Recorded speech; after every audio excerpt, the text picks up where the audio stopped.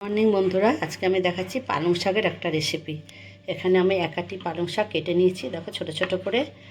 আর এখানে একটা মুলো, একটা আলু, ওটাও ডুবো ডুবো করে কেটে নিয়েছি।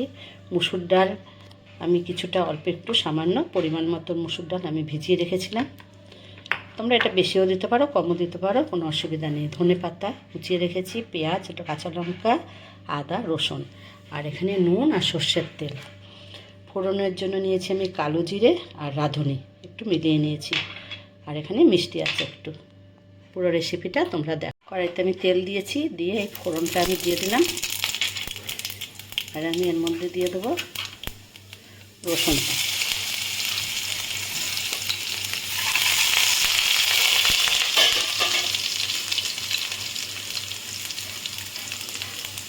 আর আমি দিয়ে দিচ্ছি পেঁয়াজ।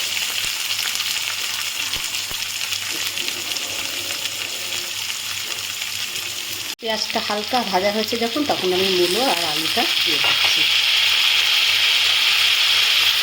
আমি তোমাদের হলুদটা দেখাতে ভুলে গেছি। এখানে সামান্য হলুদ দেবে, আগে বেশি হলুদ দেওয়ার দরকার নেই, অল্প হলুদ দিলেই হবে। এবার আমি নুনটা দিয়ে দিচ্ছি।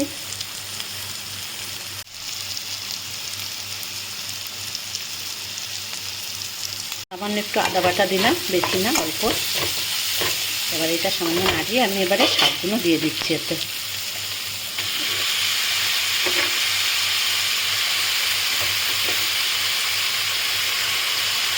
কাঁচা লঙ্কাটা দিয়ে আমি এটা একটু ঢেকে দিলাম কিছুক্ষণের জন্য। দেখ, শাকটা আমার অর্ধেক গলে গেছে। এবারে আমি ডালটাকে দেবো এতে। ডালটাকে দিয়ে নাড়িয়ে চাড়িয়ে আবার এটাকে ঢেকে দেবো। এরকমভাবে পালং শাক তোমরা খেয়ে দেখো, খুব স্বাদ হবে। দেখো আমার শাকটা কত সুন্দর হয়ে গেছে। ডালটা একটু গোটা গোটা রয়েছে, গলে যাবে কিন্তু দেখতে গোটা গোটা থাকবে। এবার আমি একটু মিষ্টি দিচ্ছি এতে। শাকটা একটু মিষ্টিটা বেশি দেবে, টেস্ট হবে। এবার দিচ্ছি ধনে পাতা। হয়ে গেছে আমার শাকটা।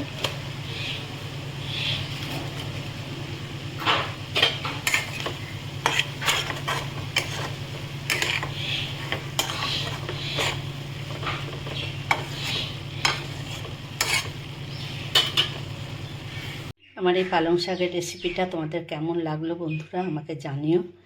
আর আমার চ্যানেলটাকে তোমরা শেয়ার করো আর সাবস্ক্রাইব অবশ্যই করো।